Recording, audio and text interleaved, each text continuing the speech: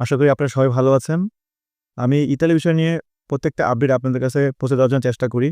সেই লক্ষ্যে আজকে একটি গুরুত্বপূর্ণ তথ্য নিয়ে এসেছি এবং আপনাদেরকে আমি প্রমাণ সহকারে একটি ভয়েস শোনাবো।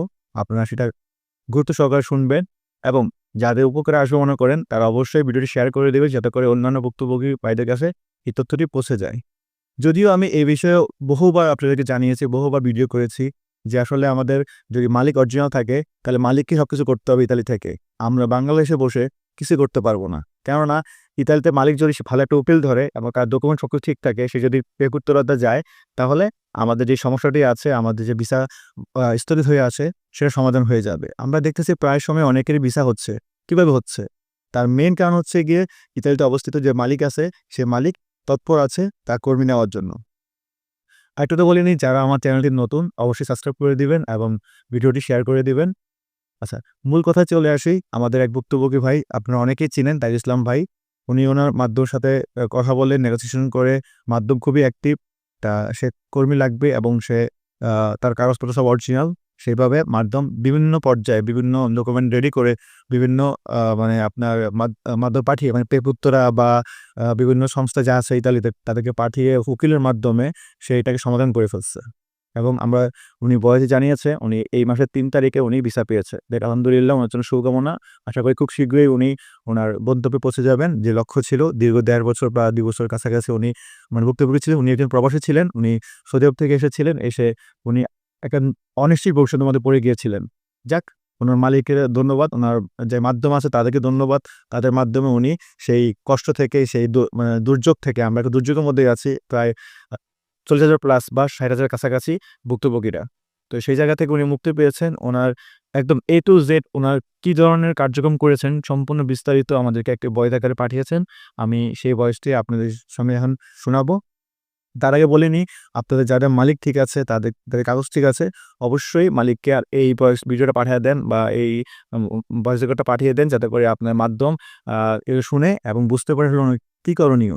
তাহলে উনি সেভাবে যে ইতালিতে অবস্থিত যে মালিক আছে তার সাথে সেভাবে কথা বলবে যে, "দেখো এইভাবে এই পদক্ষেপ তুমি যদি আগাও তাহলে হয়তোবা আমার এই কর্মীটা তুমি আনতে পারবা এবং আমার এই লোকটা আসতে পারবে ইতালিতে।" যাক, আমি আর অন্যান্য কথা বলে ভিডিওটি লম্বা করব না। আমি এখন এই ভয়েসটি আপনাদের শোনাবো। আশা করি আপনাদের অনেকেরই উপকারে আসবে। আসসালামু আলাইকুম। আমার সকল ইতালি ভুক্তভোগী এবং সহযোদ্ধা ভাইয়েরা, আপনাদেরকে ১ম এ জানাচ্ছি আন্তরিক শুভেচ্ছা ও অভিনন্দন। আলহামদুলিল্লাহ আমি ভিসা পেয়েছি এই মাসের গত ৩ তারিখে আমি ভিসা কালেকশন করছি। তো ভিসার প্রসেসটা এত সহজতর ছিল না। দীর্ঘ ১.৫ বছর যাবৎ আপনাদের সাথে ছিলাম। আপনারা যে সকল আন্দোলন মুভমেন্ট করছেন, ইতালি এম্বাসিতে যাওয়া, বিএসএফ এ যাওয়া, পররাষ্ট্র মন্ত্রণালয়, স্বরাষ্ট্র মন্ত্রণালয়, প্রধান উপদেষ্টার কার্যালয়, সার্জিস আলমের কাছে সব জায়গায় আপনাদেরকে সাথে নিয়ে আমি গিয়েছি। তো আলহামদুলিল্লাহ আল্লাহর অশেষ করুণা সর্বশেষ ভিসাটা পাইছি। আর আমার পাসপোর্ট যখন ২০২৪-এর ২১শে অক্টোবর রিটার্ন আনি, তারপর আমি আমার যে মাধ্যম ওনাকে ইনফর্ম করি। তো উনি বলছে, "ঠিক আছে তুমি ধৈর্য ধরো, আমাদের তো মালিক সবকিছু ঠিক আছে। তাও তোমার পাসপোর্ট কেন রিটার্ন দিছে আমরা দেখতেছি।" আমি যখন পাসপোর্ট রিটার্ন আনার পর ২১ তারিখে ৩০ তারিখে আ আমার মালিক পুনরায় প্যাক করছে। "কেন পাসপোর্ট রিটার্ন করছো?"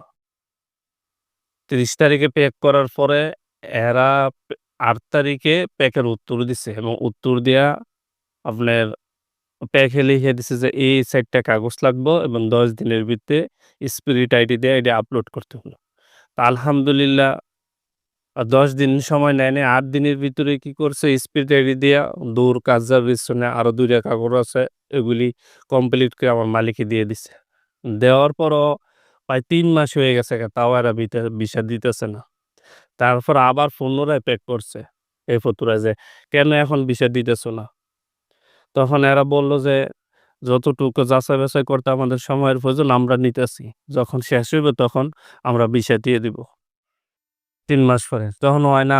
সর্বশেষ তারপর আরো ১ মাস দেখছি, তাও হয় না। তারপর কি করছে একটা ইমিগ্রেশন লয়ার ধরছে। ওই লয়ারে ৳৫ ও ৳১,৫০০ দিছিল। তখন ওই লয়ারে বলছে, "ঠিক আছে আমি দেখতেছি।" তারপর লয়ারে কই এর ভেতরে নক করছে যে, "কেন এটা তো সবকিছু ঠিক আছে। আপনারা এটার কনফিগারেশন দিতেছেন না কেন? কি সমস্যা?" তখন বলল যে, "ঠিক আছে, আমরা দেখতেছি কাগজটা তো আমাদের কাছে নাই। আমরা পেপতরা থেকে আইএলটি পাঠাইছি। আইএল থেকে কবে আসবে আমাদেরকে একটু ইনফর্ম করো।" লয়ার বলল। তখন কি করল? তো ঠিক আছে। তখন পেপত্রে বলল যে, "আমাদেরকে তো ইনফর্ম করছে হয়তোবা এটা ফেব্রুয়ারির শেষে মার্চের শুরু থেকে ছাইড়া দিব।" তা আলহামদুলিল্লাহ মার্চের ৬ তারিখেই এরা কি করছে?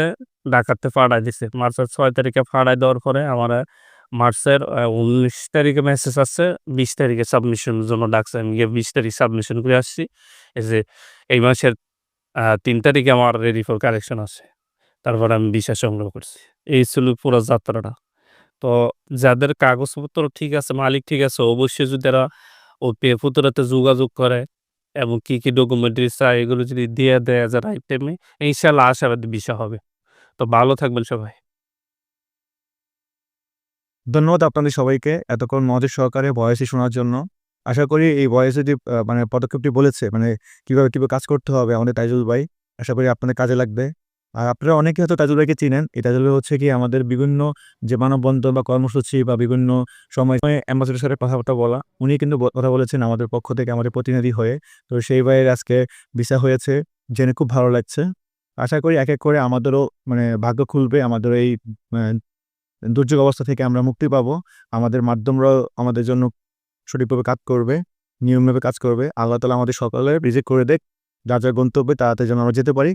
সেই আশা ব্যক্ত রেখে আজকে ভিডিওটি এই পর্যন্ত শেষ করলাম। সবাই ভালো থাকবে। সালামু আলাইকুম।